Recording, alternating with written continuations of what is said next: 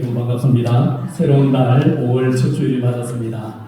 5월은 순우리말로 푸른 달이라 부릅니다. 푸른 달. 푸른 달이라고 해서 마음이 푸른 모든 이의 달이다. 이렇게 5월을 우리가 칭하고 있습니다. 그리고 흔히 우리는 5월을 가정의 달이라고 부릅니다.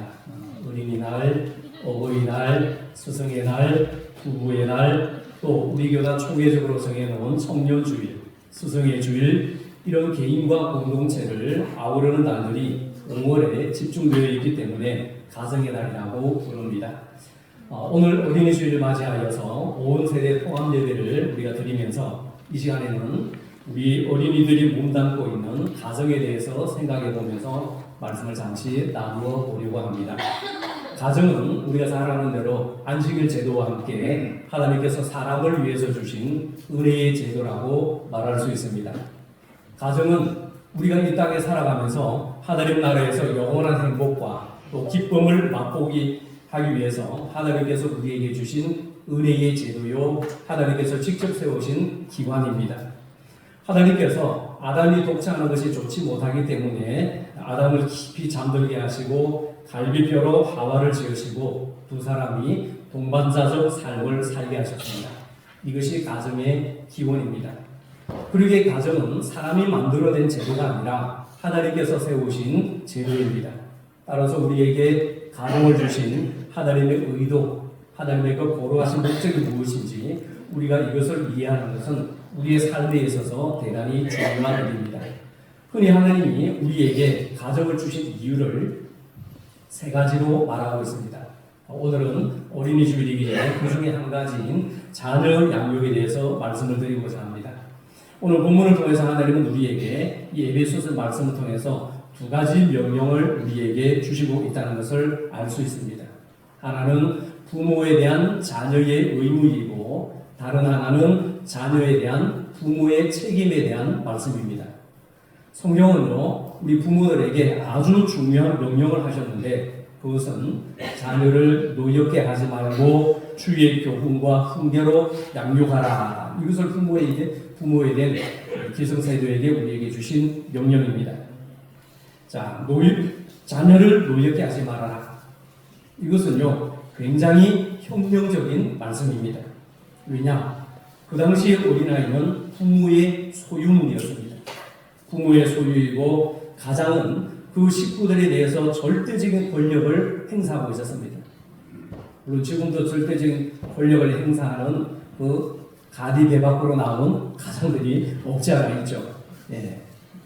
식사 때 손을 하나 움직이지 않고 물 받쳐야 되고 숟가락 젓가락 다 먹을 때까지 기다려야 되고, 그죠? 여러분들 얘기하는 게 제 얘기입니다. 제 안에 그럽니다. 어떻게 당신은 밥이 차려질 동안에 꼼짝을 안 하냐고. 꼼짝은 하는데 그래도 꼼짝을 안 한다고 그래요. 손가락도 꼼짝하고 물도 뜨고 그러는데. 자, 아무튼 그 당시에 가장의 권세는 이 어린아이를 버리거나 종으로 노예로 팔 수도 있는 그런 절대적인 권력을 가지고 있는 사람이 그 가정의 가장이었습니다. 그러나 성경 하나님의 말씀은 자녀를 인격적으로 대해주어야 할 뿐만 아니라 자녀의 인격과 그 자녀의 감성이 얼마나 민감한지 말씀하고 있습니다. 자녀를 노엽게 하거나 자녀에게 모멸감을 주어서는 안 된다는 것을 성경은 우리에게 분명히 가르치면서 자녀와의 새로운 관계를 말씀하고 있습니다. 이런 점에서 본다면 기독교는 새로운 사회를 이루어 나가는 아주 존귀하고도 귀한 아름다운 집단이라고 공동체라고 우리가 볼 수 있습니다. 그리고 오늘 본문에서 강조하는 또 한 가지는 부모의 중요한 의무 중에 하나가 뭐냐면은 자녀를 주의 교훈과 훈계로 지도해야 하는 양육의 책임입니다. 무슨 책임? 양육의 책임입니다.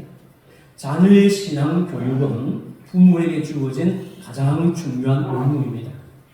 자녀를 먹이고 입히고 공부시키고 출가시키면은 부모의 의무를 다했다고 생각하는 분들이 간혹 있습니다.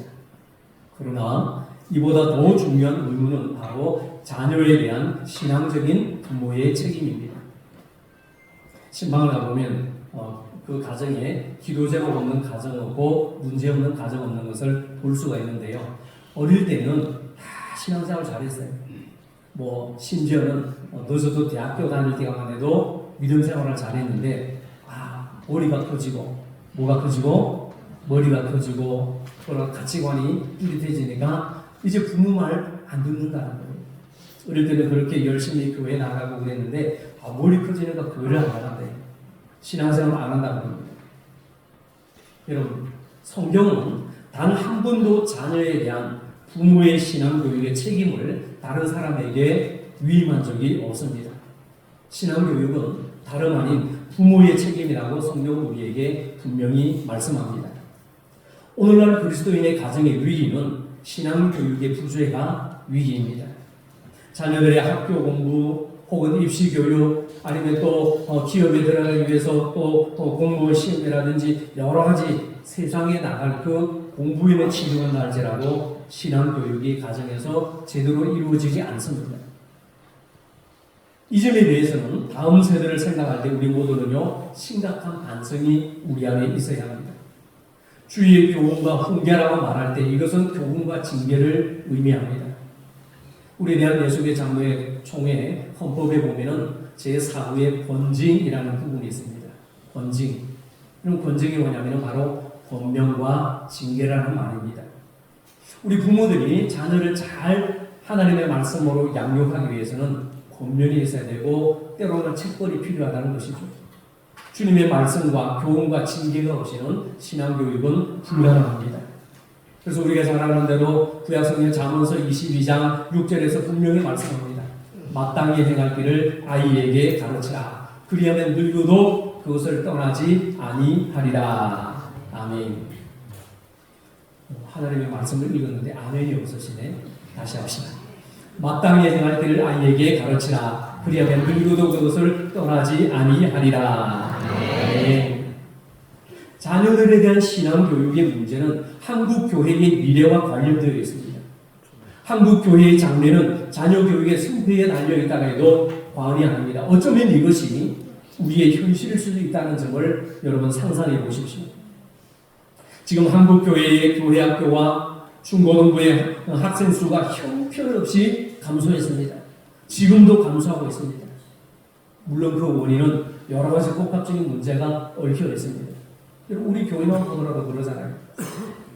뭐 뒤에라고 그래야 될까요? 앞에라고 그래야 될까요? 여기 청운초등학교가 있고요. 그리고 청운중학교, 고등학교 있어요. 아무리 학교가 주변에 교회 주변에 많이 있을지라도 전도가 쉬워요, 어려워요? 어려워요. 학생들이 이제는 하나님의 말씀을 듣지 않으려고 합니다. 학교가 있다고 해서 그 교회가 부흥한다는 것은 요즘 세대에 참 어려운 일이라는 것이죠.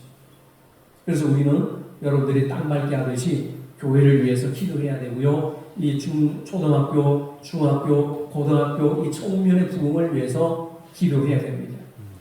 뭐 해야 되죠? 기도해야 합니다.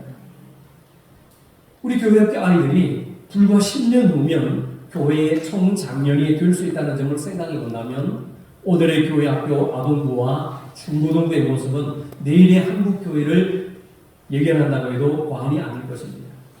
그러기에 우리는 오늘 이후로 우리 교회학교 자녀들에 대한 영적 책임을 우리 교회와 기성세대 부모인 우리 모두가 함께 짊어지고 나가야 합니다. 그리고 함께 예배드리는 우리 교회학교 우리 자녀들, 우리 총교 교회학교 학생들 여러분들은요 하나님의 말씀을 부지런히 배우고 열심히 익혀나가야 합니다. 그리고 부모님을 잘 공경하고 부모님 말씀에 잘 순종하며 살아가야 합니다. 오늘 본문에서 우리에게 성경이 우리에게 말씀합니다. 자녀들아 주 안에서 너희 부모에게 순종하라. 이것이 옳으니라. 내 아버지와 어머니를 공경하라. 이것이 약속이 있는 첫 계명이니 이로써 내가 잘되고 땅에서 장수하리라. 아멘. 여러분 이 말씀은 10계명 중에 5번째 5번째 계명인데 시대와 장소를 초월한 영원한 진리의 말씀이라는 것을 우리는 믿어야 합니다. 이것은요 해도 되고 안 해도 되는 것이 아니라 선택의 여지가 있는 것이 아닌 하나님의 절대 명령입니다. 우리 교회학교 학생들 한번 따라해 봅시다. 같이 해봅시다. 주 안에서 부모에게 순종하라. 이것이 옳으니라. 내 아버지와 어머니를 공경하라. 이것이 약속 있는 첫 계명이니 이로써 내가 잘되고 땅에서 장수하리라.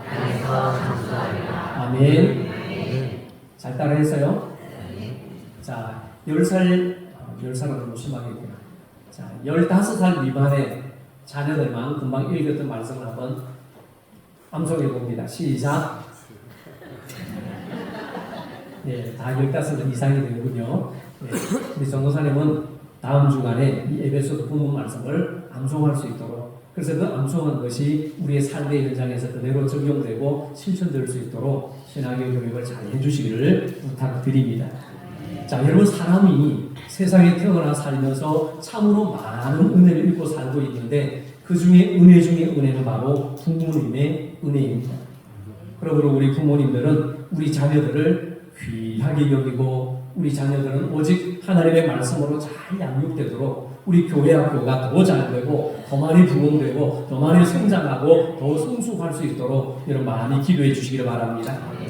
그리하여 우리 교회가 또 교회 학교가 더 사랑스럽고 더 아름답고 더 풍성하게 자라가도록 격려하고 응원하고 기도하는 우리 교회 학교가 되어서 하나님 보시기에 아름다운 청혼의 꿈을 이루어가는 존귀한 믿음의 공동체 세워나가는 우리 모두가 되어야 할 줄로 믿습니다.